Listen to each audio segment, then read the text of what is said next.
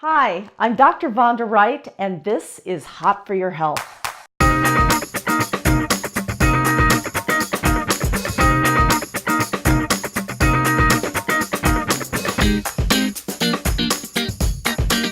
Okay, now, if we're looking boot camp, and I will tell you that from a dietitian perspective, and a sports dietitian in particular, I like people to be active. And why couldn't you do dual duty? There was a study done if people only had 10 extra minutes of the day. What are they going to pick? Are they going to pick to exercise or pick to eat? They're not going to do both. So you might say, I'm going to pick eating or I'm going to pick exercising. In that particular survey that they did, what they found is surprising, or not surprisingly, people would choose to eat more. Forget it. I'd rather eat. I don't have time to exercise. So why can't we make our kitchen an active kitchen? Why not? First of all, for most of us, when we're in the kitchen, it's really hard to sit and prepare something unless your counters are down here. You can't usually do that. So you're going to be standing. I like to dance. So there's usually music going on in the kitchen. Depending upon what you're listening to, things can get a little crazy in there in the kitchen. If you say, I'm going to buy a food item, then sometimes that food item requires a little bit of work. For instance, a lot of people say, I don't want to eat any processed food. Guess what, folks? Unless you grew this yourself from a seed, nurtured that tree, you are buying something processed because somebody had to pick the damn apple off the tree. And then if you're going to bring it home and you're going to chop it, there is some processing going on. That's what you're doing to the food item. That doesn't make it a negative thing. It's a physical activity. If I'm processing, I can do that. If I'm kneading, I can do that. If I'm stirring, I can do that. If I want to multitask, I might curl a weight at the same time that I'm doing something else, but instead of a weight, I'll do a can of pumpkin. Yes, awesome, there we go. I'm shaking it up, good to go. But the fact of the matter is that I want you to think about what you can do in your kitchen and how you might bundle certain things to get more out of them. So we're going to start with using a blender.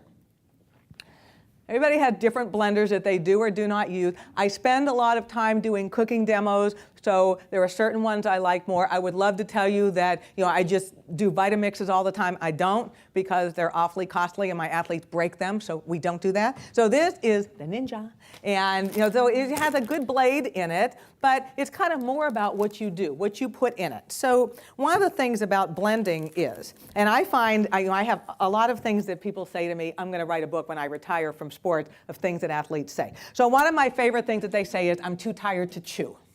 I really don't even know what that means. I'm too tired to chew. I don't have time to eat a salad, but if you put it in a blender, okay. All right, so frankly, I think chewing is a good thing. That's how we digest food, but sometimes we don't want to do that. So in our blender, first of all, what could you do with this? This could be a smoothie. You could juice in this. Could you make hummus in this? Yes, I make hummus in mine all the time. Could you actually do something like, and this is something I like to do in the wintertime, is take beans and puree them, so with any kind of bean, like a white bean, etc., and then add like a pumpkin soup or a butternut squash, so that gives it the creaminess. But you're actually adding vegetable to vegetable, and rather than mashing the beans yourself, you do it this way. That works very, very well. So in this particular blender, things that I think are worth to consider using if you've never done them before. Anybody know what this is? It's rhubarb. First of all, you can eat it raw or you can cook it either way.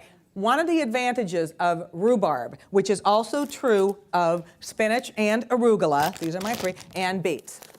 There's been a lot of research lately on what we call dietary nitrates.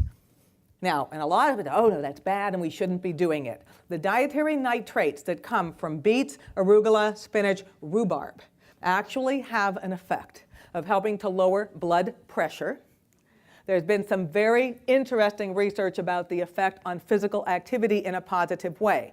I am not talking about the nitrites that are added to meats, like bacon or sausage or those types of things. They're in these food items. And so, why not? A lot of people use beets in their juicing. Why? Because they're sweet. I mean, these are fresh beets, and you can do it this way if you say, that's too much work and I don't want to.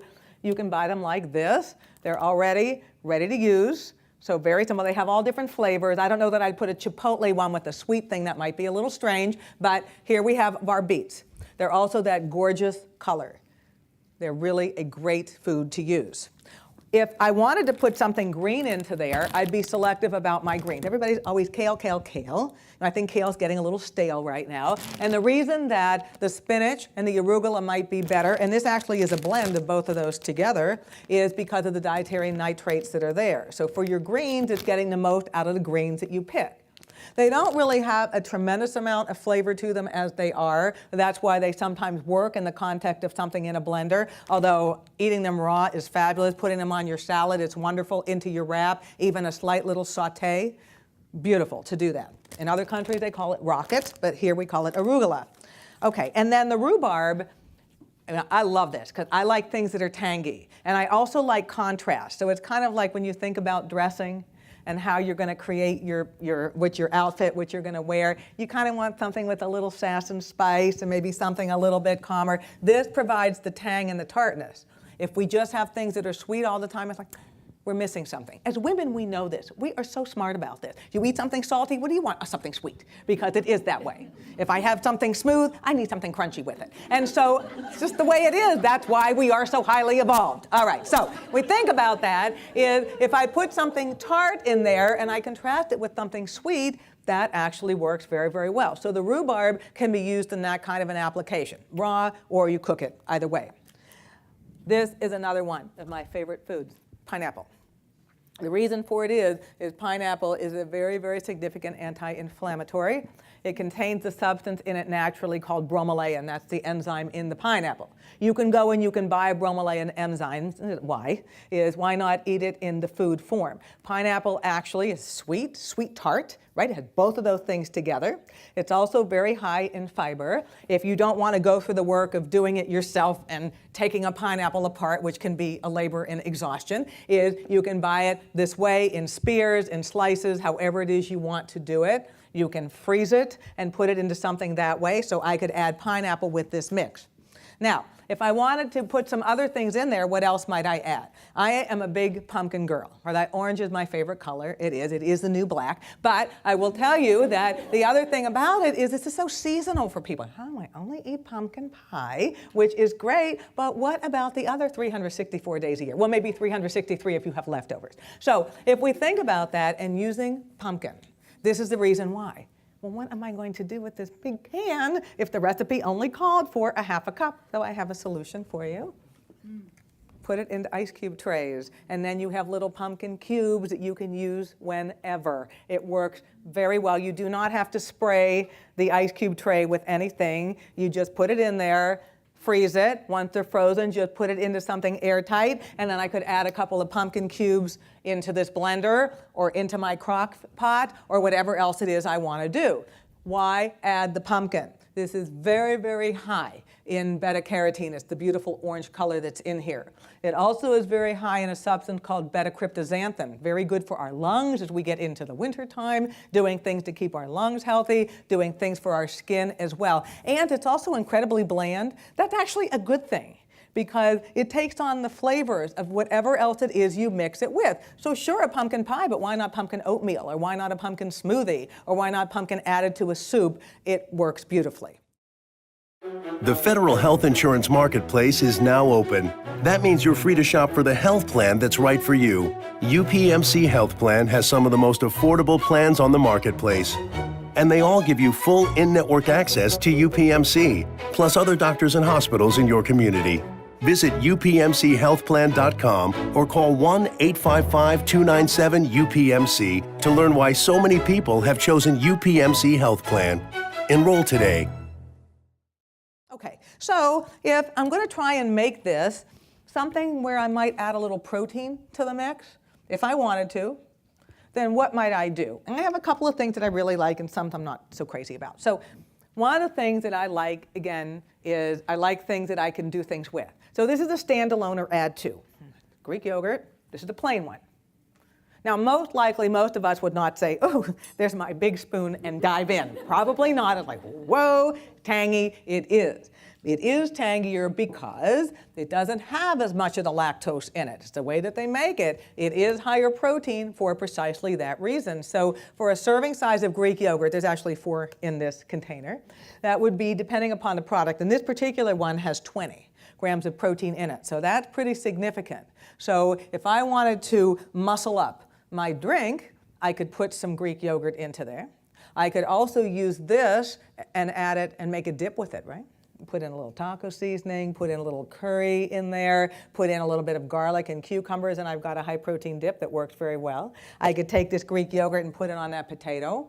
That would be a pretty easy thing to do. So this works as a way of adding protein. If we say, I don't want to do that, or maybe I want to do something else. So here are some options for you. If you use anything like this, and I'm a very big believer in women getting in enough protein.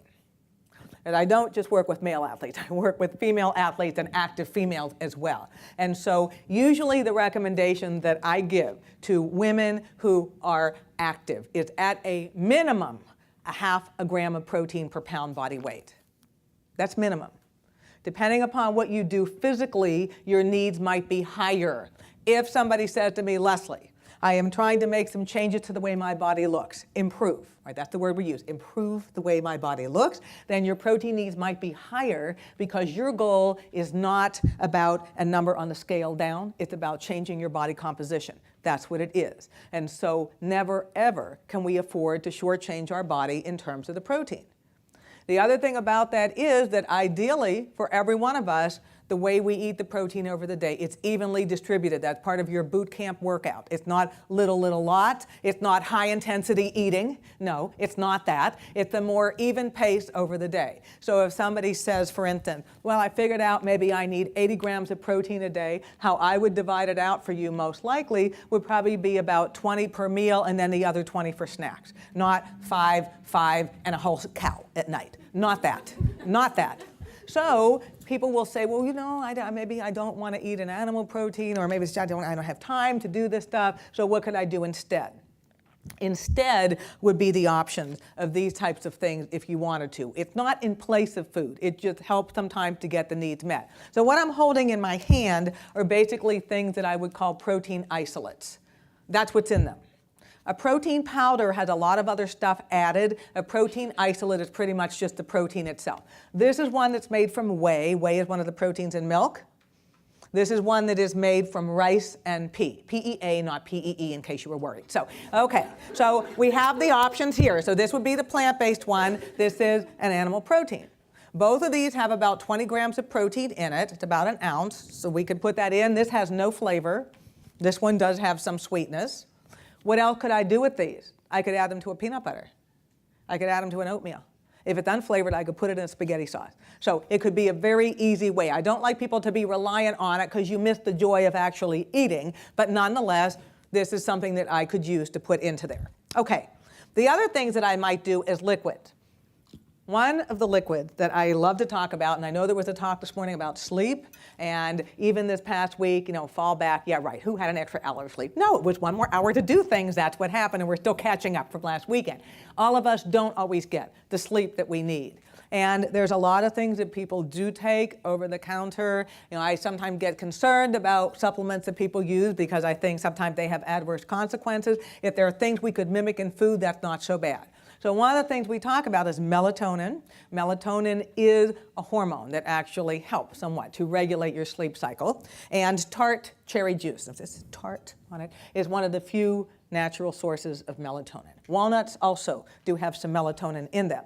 Now, we can go into a grocery store, and this was from purchased at Giant Eagle, although the brand is Lakewood Farms. There's another brand, Knutson's, Trader Joe's has their own brand of it. You can buy it as a concentrate as well. I will tell you right now, tart cherry juice is obscenely expensive because the crops last year were decimated. So they're going to have a better yield this year, so the prices will go back down again. So if you can find it cheaply, buy it. But how much would you use? Probably about an 8-ounce glass, if you wanted to. Now there's some sugar in it because it's a fruit, but if that is one of your things per day to help you to sleep well, you probably wouldn't want to take it at 10 o'clock in the morning. Oh, look, down, you know, sleep at your desk. But even in the evening, this might be your nightcap. Now, putting vodka in it, no. But you say, okay, I'm going to do this, maybe even making it hot, adding it to some tea is something that could work well. Could you mix it into a smoothie? Yes. It's sweet and tart together. That's the taste. So you get the wonderful flavor of the cherry, but you also get the tartness. You cannot buy tart cherries fresh. They are available frozen. They're available canned, that's what you make a cherry pie with, is the tart cherries, and they're available dried. And then the other thing we could do is, if we wanted to, is adding a little bit of pomegranate. This is the time of the year for pomegranate. They're awesome. I always used to do this every year for Thanksgiving. I make a salad, and I would put pomegranate in. So at the end of the day, I have the red fingernails and all this stuff, until my smart-ass brother pointed out to me, he said, you can buy them this way. It's like, oh, who knew? But nonetheless, so here we have the arrows, and here we have the pomegranate. But the benefit of pomegranate for your heart, the polyphenols that are in it, it really is very, very good. So just a little bit. So a little bit of a dash of pomegranate in there is something else you could do. The other thing that I would suggest, if you're going to put into a smoothie, is thinking about the different types of spices that you might add. Cinnamon, wonderful. Gives you a sweet taste. There's some interesting research that looked at cinnamon, type 2 diabetes, regulating blood glucose. That doesn't mean no medication. It means it might help a little bit, perhaps even with cholesterol as well. Cloves and ginger. Ginger is anti-inflammatory, so dual benefit. I'm not holding a ginger snap. I am not holding ginger ale. This is actually the ginger itself, or you can use it fresh. Okay, so what else could we do? We're in our kitchen trying to be active. Hell with CrossFit. We have CrocFit. Okay.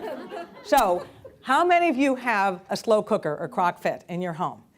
This is great. And one of the reasons it's great is, as the weather transitions, and it's 50 shades of gray in Pittsburgh every day, and not necessarily in a fun way, because we're getting to that time of the year. And you walk in at the end of the day and you're cold, but you walk in and something's been cooking during the day, and it's like, it just makes you feel good. It's like putting those comfy Uggs on, except it's for your body instead of just your toes. And so using your slow cooker can be such an easy thing to do. And it's really very labor unintensive. So what kinds of things could we put into our slow cooker? Well, one of the things we could put in is we could use some squash. That works really, really well. So this is a butternut squash. You can buy it if you really don't want to go through the effort of chopping it. You can buy it this way. You can buy it frozen, very easy to do. You could also put in some beans. We're big bean eaters in our house. We love them. So it could be garbanzo beans. It could be cannellini beans. It could be whatever, black beans, whatever you want to put in there. If we wanted to do something plant-based. We could also put in some tomatoes. I am a huge tomato fan. I don't like to necessarily buy them fresh in the winter. They don't always taste as good. And a little FYI, canned tomatoes are actually higher in terms of the lycopene. That's the substance in them that is very protective for our body. Some very interesting studies on lycopene bone health right now. In a cooked form, which a canned tomato is, you absorb more of the lycopene. That doesn't mean you shouldn't eat fresh tomatoes in August, because who wouldn't? But don't think that you're shortchanging yourself to have them this way. They work extremely well. This is a fire roasted one. Any of those things work well. The other thing we could put in here is doing a little bit of a pasta. Oh my God, a carb. So I'm going to show you one that's a little bit different than maybe one that you've had before. This is actually a pasta, and my hands have been in here a lot, so that I'm not going to taste it. This is actually a pasta made from lentils. The only thing that's in here, that's it. So it says gluten-free on it because lentils don't have gluten in them. So basically, when you cook this, you're cooking a vegetable. This doesn't look like a lentil, but all that this is lentil flour. That's all. That's it. So a serving of this actually has about 25 grams of protein and about 16 grams of fiber. That's pretty decent. It takes a little longer to cook than other pastas do, which is why you can use it in your crock pot. This particular product, red lentil pasta, there's also black bean pasta. Right now, Whole Foods has them, but they will be available nationwide probably at the end of December. All grocery stores will carry varieties of this. So just something to think about is people are like, oh, pasta, and I shouldn't, but pasta is something we like. And when we look at pasta alternatives, frankly, I don't know, something about those tofu noodles that look like little worms in the bag. It's like, oh, wrong, wrong, wrong, wrong, wrong. So why not have something enjoyable, but at the same time, as women, we don't always get our protein needs met. Oh, well, I could do that if I have the lentils here, and maybe I added some beans and add some vegetables and a whole thing going on. That would really work very, very well. Thank you so much for joining me this week for this episode of Hot for Your Health. You are a powerful force in your own health, and I'm excited that you took the time this Thursday to learn more from our nation's authorities in health. I hope that you subscribe so that you don't miss one single episode. Join us next week for Hot for Your Health. And for more information, find it at womenshealthconversations.com.